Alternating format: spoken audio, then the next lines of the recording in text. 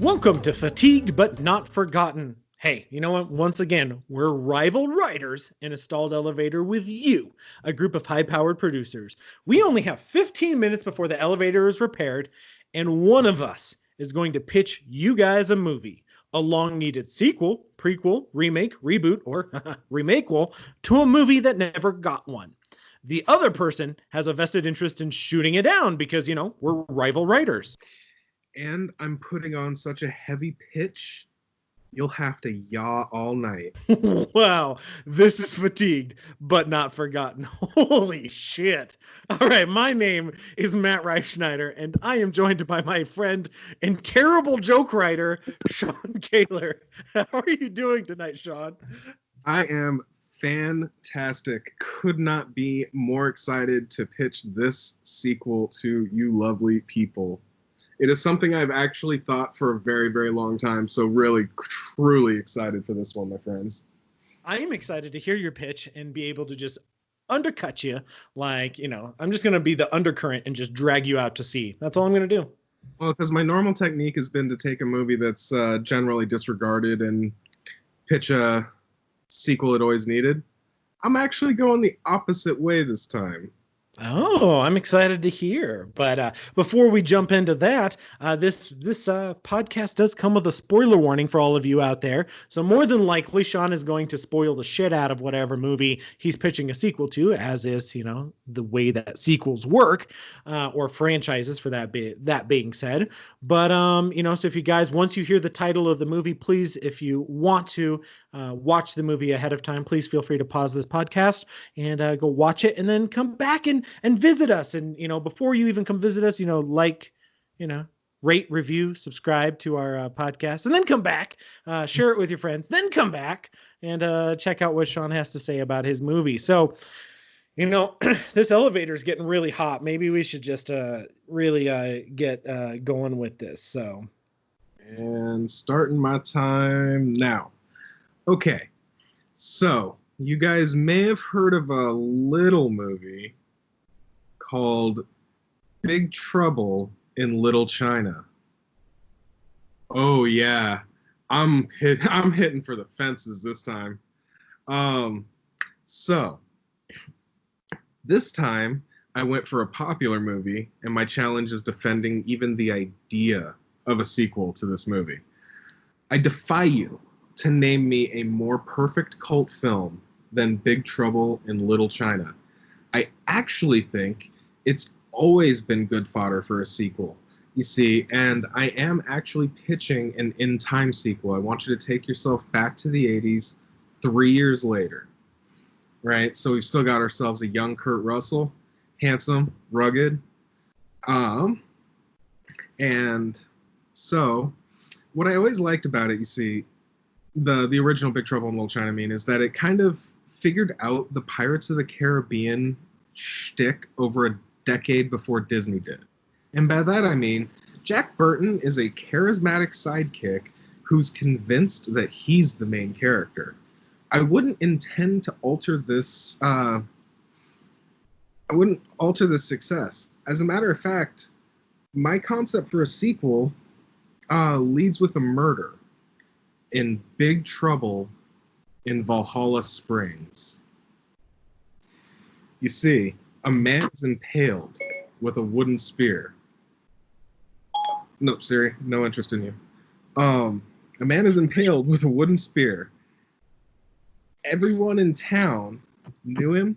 Everyone loved him, as like the local bartender.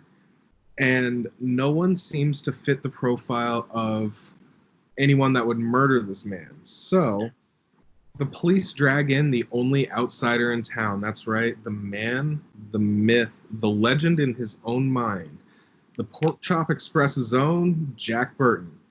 After it's made clear that Jack is innocent, we realize very quickly that the real culprit is actually the corrupt police chief, secretly a priest of Loki, attempting to infuriate the gods into fighting their final battle on Midgar. That's Earth to you yahoos sitting in the back pretending old Professor Jack Burton doesn't see your eyelids draped over your eyes like a tarp on the old Pork Chop Express. and freeing his Dark Lord Loki from his imprisonment in the center of the earth if successful. See, I think this takes basically all of your best aspects of the original Trouble in Little China. It's an obscure, kind of mythology-based storyline, but it's also kind of fast and loose with it, a little bit fun. Not the least of which, though, and the most important part is, once again, you've got a perfect setup for Jack to be a side character that thinks he's the hero. Because as soon as he's let free, he decides, well, I'm the man that beat Lo Pan. I will, lead the charge on this murder investigation, when he's actually assisting these two buddy cops who, end up being, aspects of Thor, what have you, because you can have a lot, I think, of fun with Norse mythological bents. And I honestly think, you have Jack in Wisconsin, was what I was thinking, Vikings and everything. And I just think that this is a really, really fun movie. He's a trucker. Why not have him go all over the United States and have different kinds of adventures? And that is what I think. Boom. Boom. Boom, man. That was a quick 4 minutes. You sold a lot in there, so probably too much. Let me know when my time starts. Go. All right. So, you're right. Big Trouble in Little China, a beloved film. I love this film, Here's the problem, though, with your pitch. 3 words. Escape from LA. That's all. Do I really need to say much more than that? Escape from New York, also a beloved cult film, right?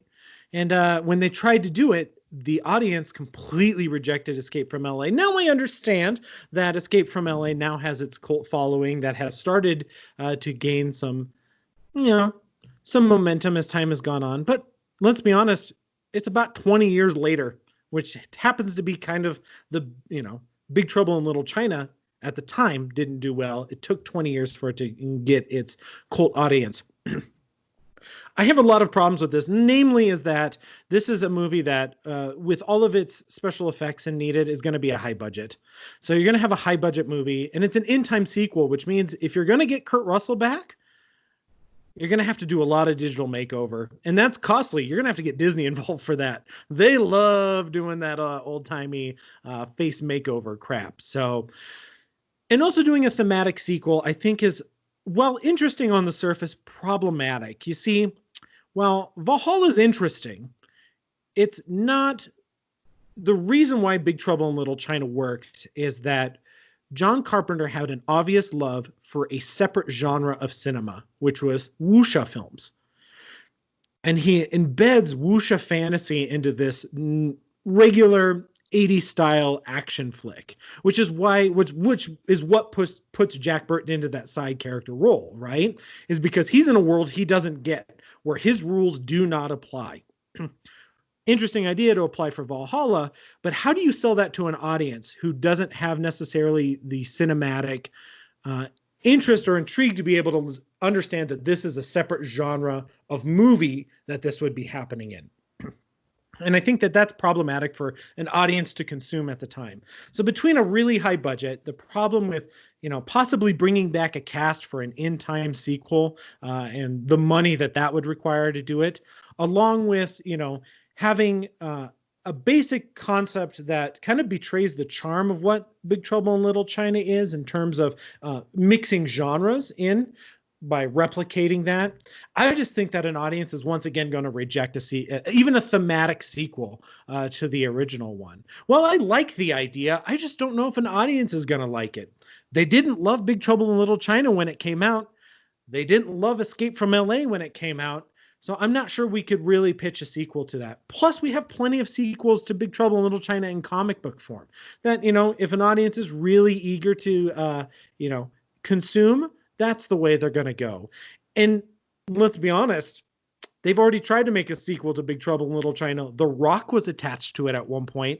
He keeps talking about it, and they still can't get that off the ground. And that's with a big name like The Rock attached to it. So I unfortunately just think that as much as I would love to see a franchise in Big Trouble in Little China, it's just a bad time to do it. And unfortunately, I don't think an audience is going to be eager to eat it up. And that's why producers out there, you know what? I don't think Sean's pitch is just going to work. And that's it. That's my argument. You know? Well, I think that your counterpoint is stupid. How does that make you feel? No. It's I mean, I can see where you're coming from. I mean, I'm pitching a sequel to A Sacred Cow. Although, when I say in time sequel, I mean I'm pitching this as if this is 1988, and I was actually trying to pitch it in time for properly. So we already got a young Kurt Russell. I'm saying this is 1988, baby. We're all doing cocaine in this elevator, and I want an in time sequel. My name is Joel Silver. My name's Oliver Stone. So you're literally trying to pitch this into the past. What the hell? Like, no wonder your pitch isn't going to work. If this is truly the past, if this is 1988, then guess what? This movie's a bomb still. This hasn't even found its cult audience yet. So, boom. Okay, so a well-known fact, however, about Big Trouble in Little China was that it did not start out about being about a trucker in Chinatown.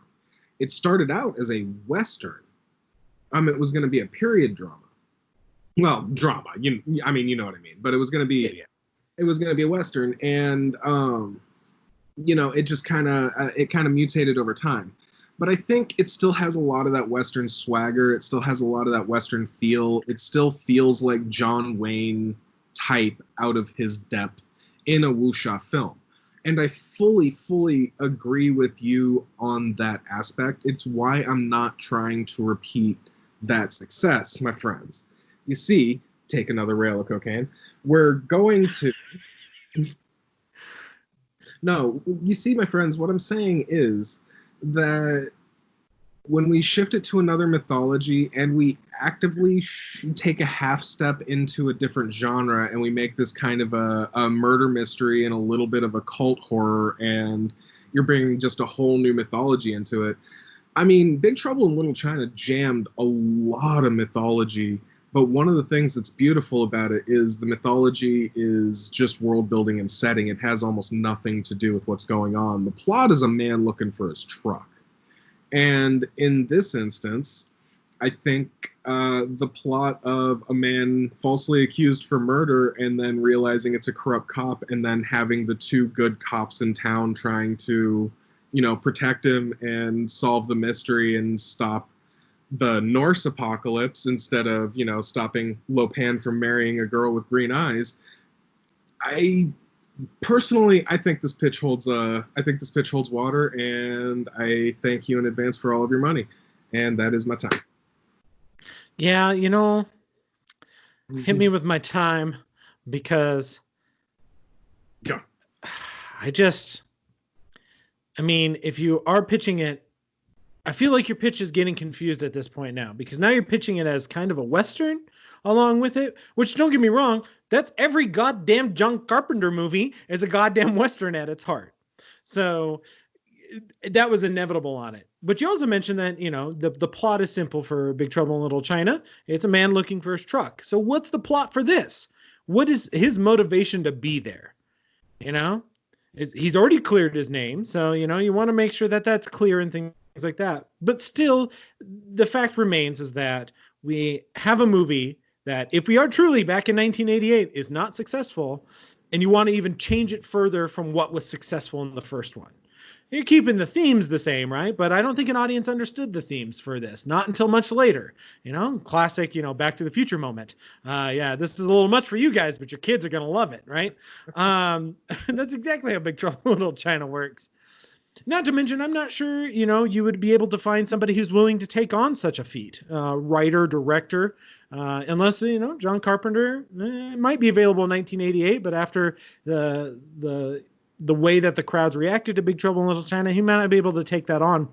And you would have to find somebody that's able to combine that Western American filmmaking style with a Norse mythology style, which I'm not even sure quite what that looks like. I'm sure these producers would want to see some maybe concept art to be able to sell this, but I feel like that maybe it's just it's a little bit too much too soon.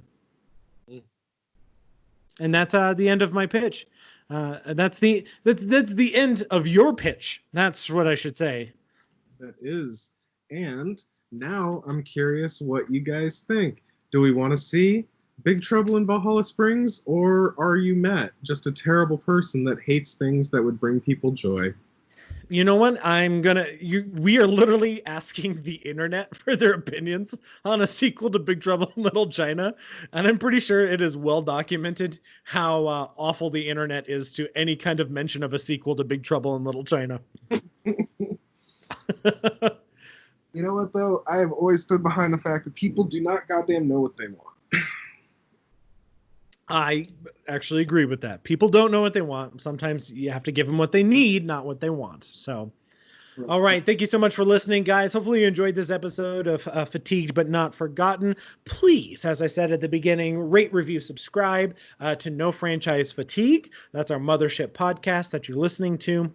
If you have this, check out our episodes. We have a bunch of episodes in our back catalog. It's getting pretty heavy back catalog. I enjoy it. So we have episodes every week now. Every Monday, you should be seeing those come flying your way.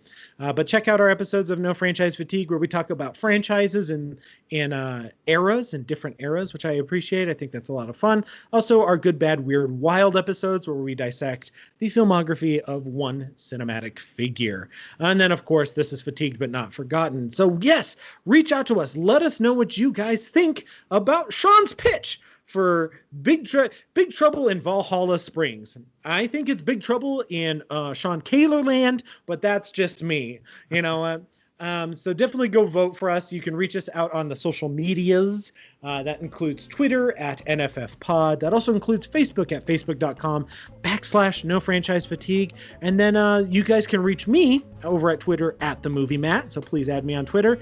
Follow me there. You can also reach out to Sean and the handy dandy email that he has, which is nffpod.sean, SEAN, @gmail.com. My name is, as always, a 4-letter word. Yep, and there's plenty of 4-letter words to talk about your pitch, too. So please go ahead, vote if you can. Why would you touch such a sacred cow? It's sacred! I don't know why my voice went up 2 octaves. It's sacred. So don't forget, guys. Thank you for listening. And never, ever forget, it's all in the reflexes. Do a line of cocaine.